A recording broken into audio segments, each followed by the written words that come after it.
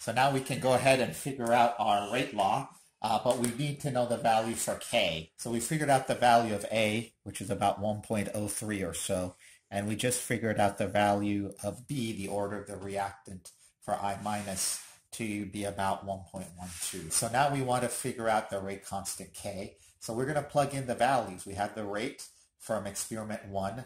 We have the concentration from experiment 1, and we have the concentration from I minus.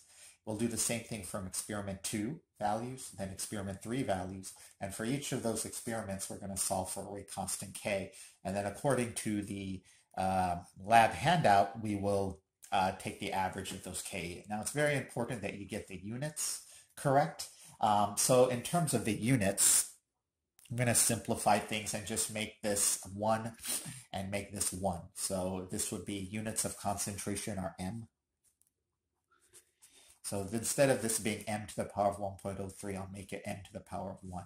And instead of this being m to the power of 1.12, I'll make it m to the power of 1.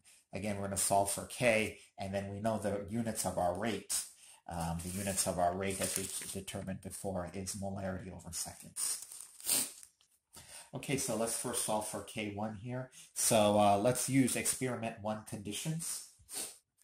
Is going to be 5.44 times 10 to the minus 6 ml over seconds equals K. The concentration of S2O8, this is the persulfate ion, is going to be 0.0363 big M, moles over liter. Okay, you can make it to the power of 1.03. In terms of units, probably we'll just call it M. And then the concentration of I minus, is 0.0363 to the power of 1.12. All right, so let's solve for K here. We're going to take all of this and divide it by our rate. This is for K1 now. So I just want to reiterate our importance of units here. So this M and that M is going to cancel. All right, the seconds goes in the denominator. So I'm getting units of K to be seconds in the denominator and M in the denominator. So M minus 1, second minus 1. Let's go ahead and figure out a numerical value for this. So this may be a little bit tricky on a calculator. So now we need to go into our calculator and solve for this value. 0.0363 to the power of 1.03, okay, times parentheses 0.0363 to the power of 1.12. Okay, so that is our value of 0.008013. So we're going to take 5.44 and divide it times 10 to the minus 6 and divide it by this number. So I think what I'll do is do this little shortcut here, times 5.44 times 10 to the minus 6, and then I'll just flip it with the inverse sign, and getting the value of 0.00679. Again, our units here are going to be m to the minus 1 and seconds to the minus 1. All right, so K2's value, I'm going to use the rate for K2, which is 1.11 times 10 to the minus 5. 1.11 times 10 to the minus 5 molar over second. Okay, we're starting on figuring out K2, the rate constant for K2, which should be pretty similar to K1. They should all be the same pretty essentially.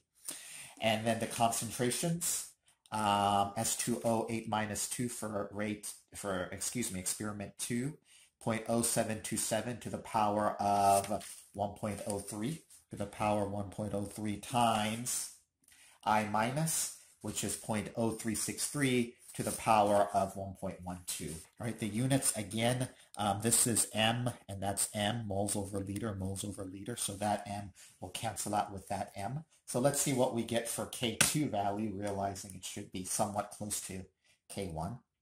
0.0727 to the power of 1.03 times 0.0363 to the power of 1.12. Some messy exponents here. We're going to divide that by this number and then flip it. Okay, so let's flip this number and we're getting about 0.00677, which is really close to 0.00679. So that is a very good affirmation for me that we are sort of on the right track in terms of our rate law. Finally, let's look at doing the exact same thing for K3. All right, so K3, we're going to utilize the rate for 3, which we calculated as 1.18 times 10 to the minus 5. Okay, molar over seconds. Okay, for that's rate 3. So the concentration for experiment 3 is going to be 0.0363 raised to the power of 1.03, big M.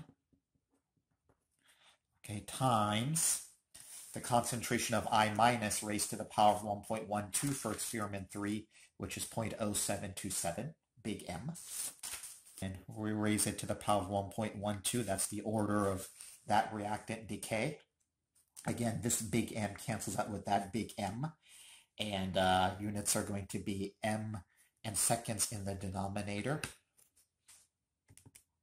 So 0.0363 to the power of 1.03 times parentheses 0.0727 to the power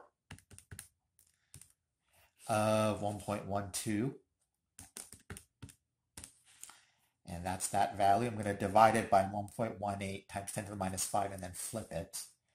It's just a way to make it a little bit more easier instead of having to write everything down. Okay, so that's that value, but we got to flip it. And that's the flip button. And yeah, very close to my previous two values. K3, we're getting 0.00676. Again, the units are m to the minus 1, seconds to the minus 1. Okay, that's K3. All right, so m to the minus 1, seconds to the minus 1 means molar in the denominator and seconds in the denominator. So m to the minus 1, seconds to the minus 1. Okay, so our final rate law, our final answer is going to be this. Okay, let's go back here and just get some finality to all of this. So the rate for this reaction at 24.5 degrees, because that was our temperature. Remember, all of this is very much temperature dependent. The rate here is going to be 0.00677 divided by molar over seconds. Or you can say m to the minus 1 second to the minus 1 times the concentration of S2O8 minus 2 to the power of 1.03. So this essentially decays with first order kinetics times I minus to the power of 1.12. So that also essentially decays to first order kinetics. So this is your final answer. And that's the rate law for this reaction at 24.5 degrees, because that was the temperature at which all of these experiments were conducted. Temperature, experiment 1, experiment 2, and experiment 3.